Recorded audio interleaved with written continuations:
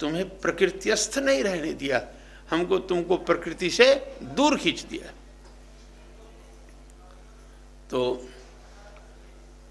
कृष्ण कहे गोपियों, एक गोकुल की गलियों में गोबर थापने वाली और गोकुल की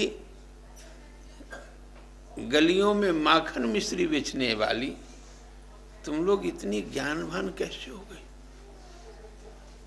हमारे प्रसिद्ध जो विद्वान सब हुए हैं ना, बड़े बड़े विद्वान सब जो हुए हैं, उन्होंने कोई पढ़ाई नहीं की है। जयशंकर प्रसाद बनारस में तंबाकू उसका बाप बेचता था, जयशंकर प्रसाद का वो अपने बगल में बैठा रहता था, इतना बड़ा कवि बन गया। कोई बहुत बड़ी डिग्री कबीर के पास नहीं थी। सूर के पास कोई डिग्री थी क्या? तुलसी के पास कोई डिग्री थी? दास पलटू के पास कोई डिग्री थी? नहीं थी।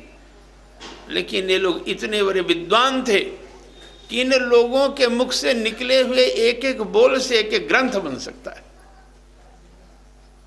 इतने बड़े ज्ञानी थे। तो एक प्रेम रखो भैया अपने जीवन में। क्या रखो? सब अक्षर को भुला दो, सारे पोथी पत्रे को जला दो, किसी की कोई भूमिका नहीं है तुम्हारे जीवन में। सिर्फ 2.5 अक्षर याद रखो, सोते याद रखो, जगते याद रखो, चलते याद रखो, बोलते याद रखो। कौन से अक्षर? 2.5 अक्षर को याद रखो। 2.5 अक्षर प्रेम का पढ़े सो पंडित हो। गोपियां कुछ नहीं पढ़ी थी, लेकिन एक पाठ पढ़ी थी। कौन सा पाठ पढ़ी थी? प्रेम का पाठ पढ़ी थी। और प्रेम का पाठ पढ़ने के कारण आज गोपियों का स्वागत कौन कर रहे हैं? साक्षात ब्रह्म।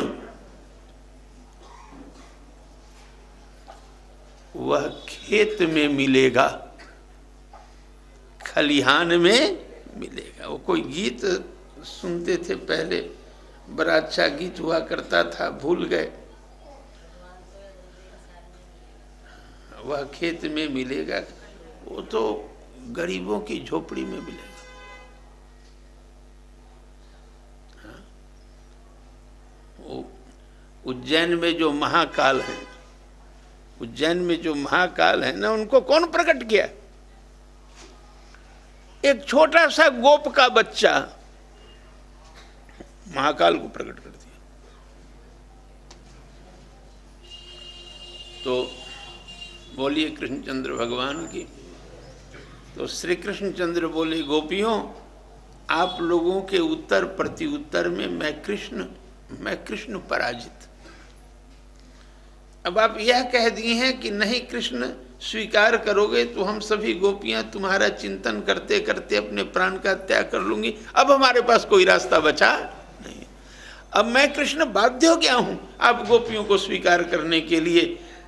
गोपियों, मैं यह कह रहा हूं आपको कि आज से आप जिस तरह से कृष्ण को नचाएंगे, कृष्ण वैसे नाचेगा। हम ब्रह्मांड को नचाते हैं, लेकिन गोपियां, आज से आप गोपियों को हमने राइट दे दिया, रिटर्न दे दिया कि जैसे इशारा करोगी गोपियों वैसे मैं कृष्ण नाचूं। देखो यह भाव है भैया। बस्तियां तो बढ़ रही है, लेकिन प्रेम मर रहा है। सब बढ़ रहा है, बड़े बड़े बिल्डिंग बन रहे हैं, बड़ी बड़ी अट्टालिकाएं बन रही हैं, हवाई जहाज बन रहा है, रॉकेट बन रहा है, न जाने क्या क्या बन रहा है। लेकिन एक चीज मर रहा है, एक चीज मर रहा है, वह प्रेम। पहले एक गांव एक घर होता था, एक पूरा गांव एक घर होता था। आज हम तुम उस सभ्यता के दौर से गुजर रहे हो कि आज हम तुम अपने पड़ोसी को भी नहीं पहचानते हो। बड़े बड़े फ्लैट्स तुम्हारे बने हुए हैं चारों तरफ, लेकिन एक फ्लैट में क्या हो रहा है शहरों में, दूसरा फ्लैट वाला नहीं जानता है। ऐसा हो गया, इतना सिमटता जा रहा है लोग, इतना सिमटता जा रहा है लोग। बोलिए कृष्णचंद्र भगवान। तो गोपियों के साथ श्री कृष्ण भगवान की लीला हुई। क्या हुई? जीव और ब्रह्म की रासलीला। क्या है? जीव और ब्रह्म। संकेत है कि पेड़ पर दो पक्षी है। पेड़ पर एक पक्षी वृक्ष में लगे हुए फलों को देख रहा है,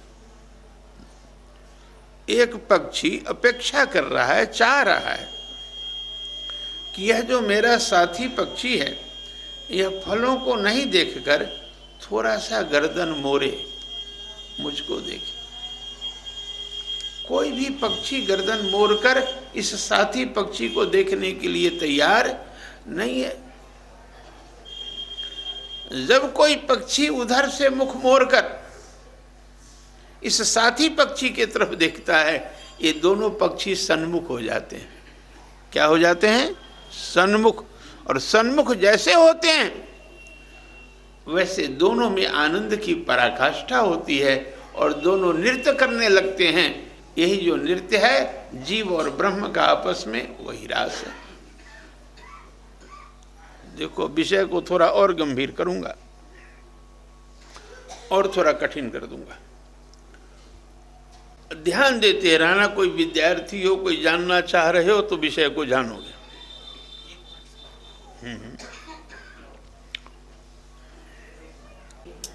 हमारे आइशर ट्रैक्टर वालों की बेटी है। हाँ, आइशर ट्रैक्टर वालों को आप जानते हैं? अच्छा अच्छा, अच्छी प्रकार से जान। हाँ हाँ हाँ, एकदम। अच्छा अच्छा, ठीक ठीक।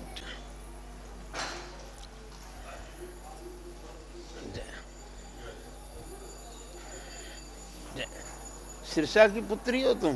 वाह, तो हमको तो कभी देखे होगे जरूर। नहीं नहीं नहीं, सिरसा में। ठीक ठीक बेटे, ठीक। हाँ, और थोड़ा विषय को गंभीर करो। पढ़ने वाले लोग आनंद लो, जो सीखने वाले हो भागवत। रस किसको कहते हैं? रस की परिभाषा क्या है? रस्यते इति रसः। व्याकरण में दो पद है, परस्मय पद और आत्मनेपद। नहीं जानते हो तो फिर क्या करेंगे? पाणिनि व्याकरण में दो पद हैं, परस्मय पद और आत्मनेपद। कोई जानते हो तो हाथ उठाओ, नहीं तो अपना खोलना बेकार। गठरी को वहाँ खोलें जहाँ रतन की गठरी को वहाँ खोलें जहाँ जौहरी की गली हो। अब साग सब्जी की मंडी में क्या करें खोल करके, जो कोई जानने वाला ही नहीं हो। थोड़ा सा व्याकरण का किसी को ज्ञान हो, कोई पंडित हो तो हाथ उठावे। दो पद हैं, परस्मय पद, आत्मनिपद। साधारण तरीके से सुनाऊंगा, नहीं कोई जान रहा है। रस्यते इति रसः और रसयति इति रसः, दो का कहा। इसका हिंदी में अर्थ है जो आस्वादन करता है। ध्यान देते रहना, जो आस्वादन करता है वह रस है, और जिसका आस्वादन होता है वह रस है। बात आई समझ में? नहीं आई? फिर से सुनो। जिसका आस्वादन होता है वह रस है, और जो आस्वादन करता है वह भी रस है। अर्थात रस ही रस का आस्वादन करता है, दूसरा कोई रस का आस्वादन, रस ही रस का आस्वादन करता है। रस्यते इति रसः रसयति इति रसः। सुबोधनी टीका में वल्लभाचार्य जी ने व्याख्या की। बोलिए कृष्णचंद्र भगवान की, बोलिए कृष्णचंद्र भगवान। अर्थात कृष्ण रस का आनंद गोपी नहीं ले सकती। कृष्ण रस का आनंद प्राप्त करने के लिए गोपी को कृष्ण बनना पड़ेगा। समझे? साधारण व्यक्ति यदि कृष्ण रस ग्रहण करेगा ना तो उसको डाइजेस्ट ही नहीं होगा। क्या होगा? वह रस पचेगा नहीं। इसलिए कृष्ण रस को कौन पचा सकता है? कृष्ण रस को कौन पचा सकता है? कृष्ण ही पचा सकता है। इसलिए रास पंचाध्यायी में गोपियों ने दावा कर दिया है, अहम एव कृष्ण। गोपियों ने दावा किया कि मैं ही कृष्ण हूं। तो श्री कृष्णचंद्र गोपियों के साथ रास लीला। लेकिन उसी समय में गोपियों में थोड़ा अहंकार आया। कृष्ण कहीं गए नहीं थे, उसी जगह थे, लेकिन जैसे अहंकार आया, दोनों के बीच में अहंकार का पर्दा आ गया। अब कृष्ण दिखाई नहीं पड़ रहे हैं।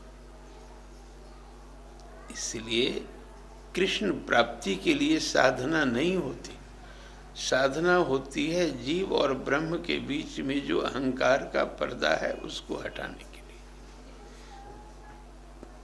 लिए। जैसे कृष्ण अंतर्ध्यान हुए, अलक्षित हुए, वैसे ही गोपियां सब आकुला व्याकुला हो गई।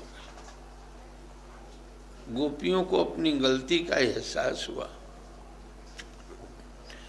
गोपियां कौन सा अहंकार कर ली थी? गोपियां कौन सा अहंकार की थी कि हम जैसी सुंदरी सुंदरी स्त्रियों को मध्य रात्रि में प्राप्त कर कौन पुरुष वापस लौटाना चाहेगा? ये तो जो कृष्ण कह रहे थे ना, चले जाओ चले जाओ, ये तो ऊपर से बातें बना रहे थे। हम गोपियों को प्राप्त करने की इच्छा तो कृष्ण के मन में थी, जैसे अहंकार आया वैसे पर्दा गिर गया, कृष्ण गायब।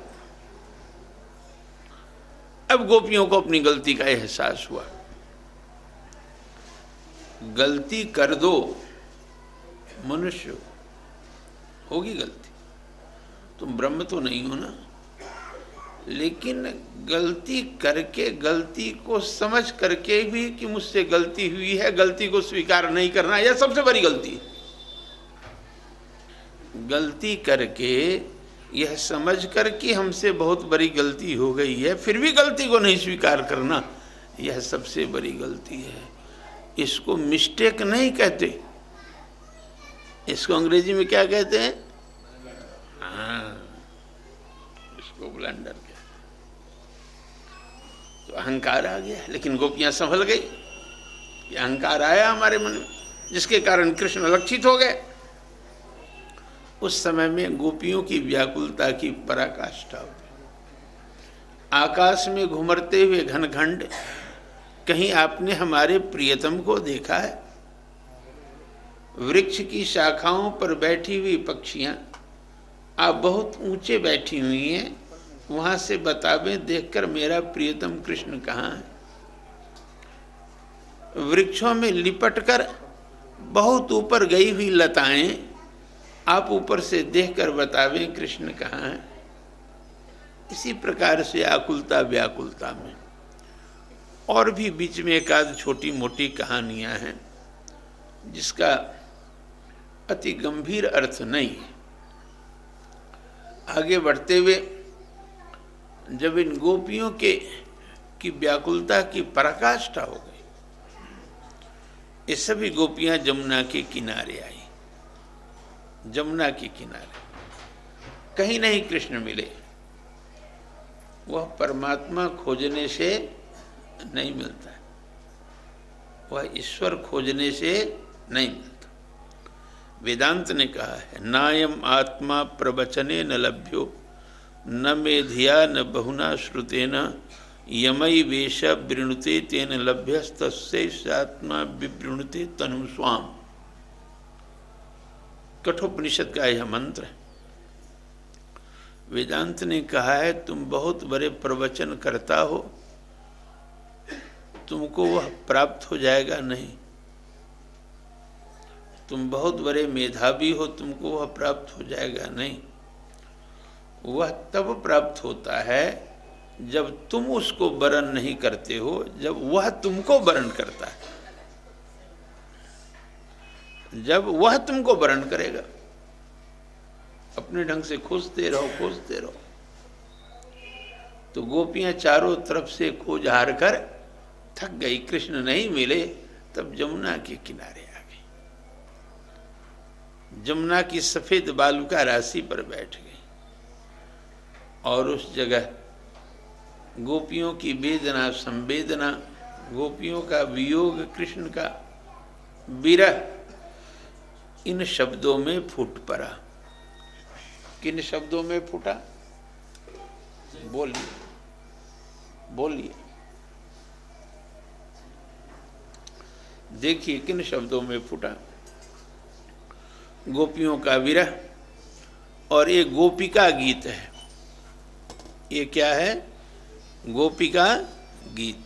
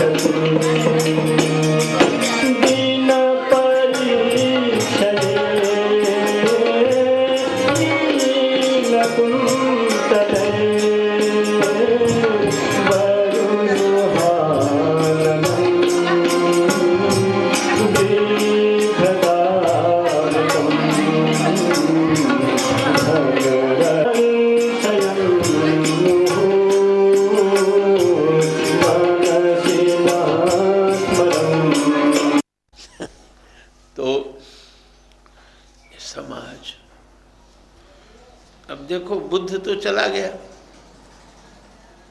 न जाने कब थे कब गए, लेकिन तुम समाज ने बुद्ध का पीछा छोड़ा। अरे बुद्ध घर द्वार छोड़कर चल गया तो तुम समाज को खटका, ये कैसा है?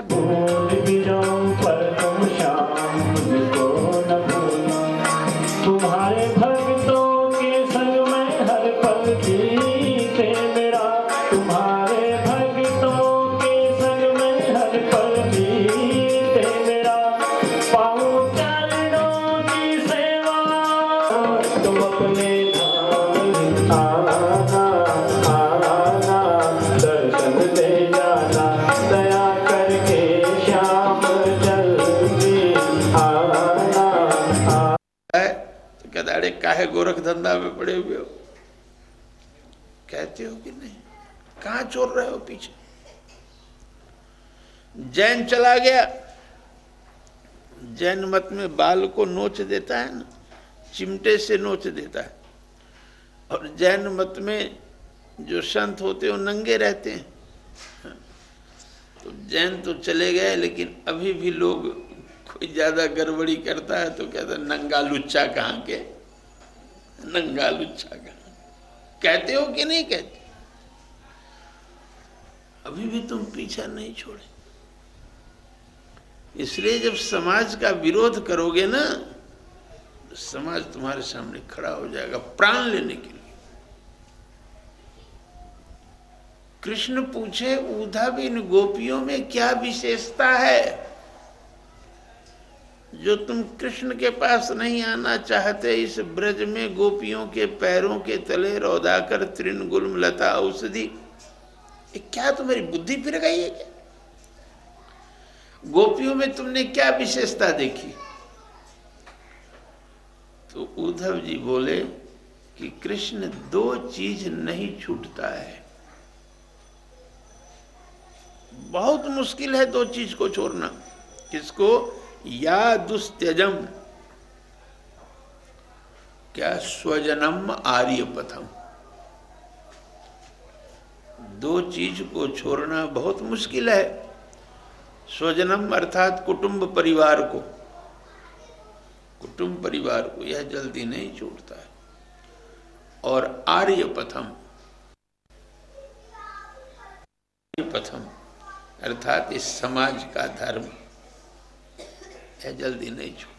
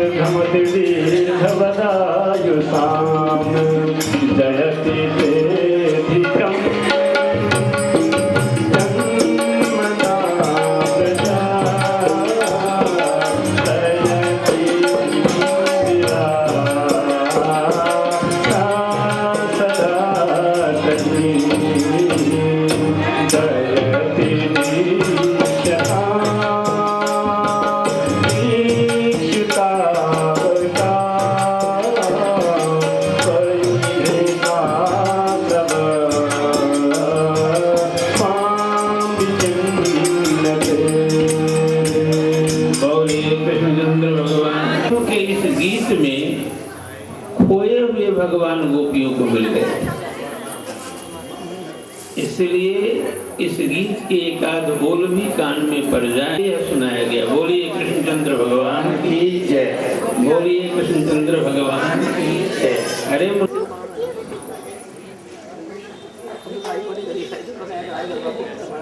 श्री महेंद्र जी का सुषमानी टिकमानी मेहता जी कैंटर से आए हुए हैं। अगर यहाँ हो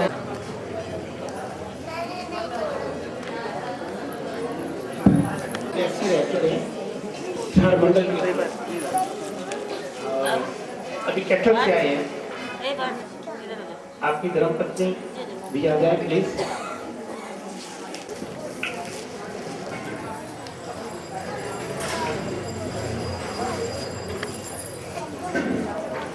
भाई के साथ उनका बेटा भी साथ है।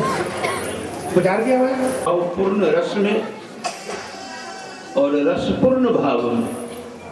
क्या? भावपूर्ण रस और रसपूर्ण भाव में।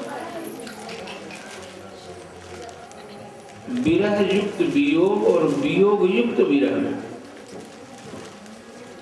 आनंद कंद श्री वृंदावन चंद कृष्ण चंद्र वृंदावन विपिन बिहारी हमने प्रकट कर दिए थे। गीत का भाव है, ये गोपियां गा रही थी, कृष्ण ब्रज में आए तो ब्रज की महिमा बढ़ी, तुम्हारे साथ श्री भी आ गई, लेकिन यह भी तो तथ्य और सत्य है कि यदि ब्रज में नहीं आते कृष्ण तो आपको भी कोई नहीं जानता। ब्रज में नहीं आते तो आपको भी कोई नहीं जानता। कृष्ण बहुत उपकार किए हम गोपियों पर, और शुल्क में नहीं। हम गोपियां बिना शुल्क के तुम्हारी दासी बनी, बिना शुल्क के। बड़े बड़े असुरों से बचाए, बकासुर, वत्सासुर, प्रलंबासुर, धेनुकासुर। विष से बचाए, बिजली से बचाए, आंधी तूफान से बचाए। लेकिन हे कृष्ण, अब एक और असुर आ गया है, क्या उस असुर से तुम मुझे नहीं बचाओगे? वह असुर तुम्हारा वियोग ही तो है, क्योंकि छाती में तो बर्छी चुभ जाती है। समझे कि नहीं? समझे नहीं, शायद हिंदी कठिन हो गया। साधारण शब्दों में कृष्ण तुम्हारा जो तलवा है वह उस हंस के तलवे के समान मुलायम है जो मान सरोवर के जल पर तैरता है। इतना कोमल है तुम्हारा।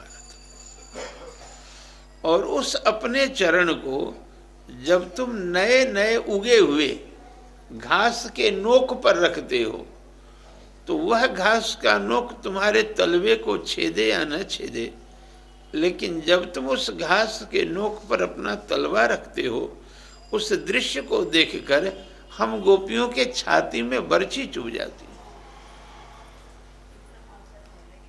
और कृष्ण, यदि तुमको किसी नुकीली वस्तु पर पैर रखना अच्छा लगता है, वासना में नहीं जाना, उपासना में जाना। हम लोग तो बहुत कुछ छिपा देते, क्योंकि यह सब विषय सिद्ध पुरुषों का है। हमें याद है जब हम ज्ञान गुदरी में हुआ करते थे वृंदावन में, तो हमारे आश्रम के बगल में चंद बूढ़े बुजुर्ग संत सब रहा करते थे। गर्मी में छत पर सोए रहते तो देखते मध्य रात्रि में वो संत सब आपस में बैठकर रासलीला पर विचार करते थे। धोखे से उन संतों के मुख से कोई बोल ऊंचा हो जाता तो हम लोगों के कान में पड़ता था। इसलिए निवेदन कर रहा हूं, उपासना को वासना में नहीं, वासना को उपासना। तो हे कृष्ण, किसी नुकीली वस्तु पर चरण विन्यास करना तुमको अच्छा लगता है तो ध्रुवांकुर पर तुम पद विन्यास नहीं करो, हम गोपियों के वक्षांकुर पर तुम पद विन्यास करो। हिंदी आसान नहीं करूंगा, समझ सको तो समझ लो, नहीं समझो तो नहीं समझो। लेकिन गोपियों, तुम्हारे वक्ष में तो वासना का विषय, यदि कृष्ण पद विन्यास करेगा, चरण रखेगा, तो वह वासना का विष कहीं कृष्ण के तलवे के रास्ते से कृष्ण में व्याप्त हो गया तो गोपियां तुरंत कही फनी फनार्पित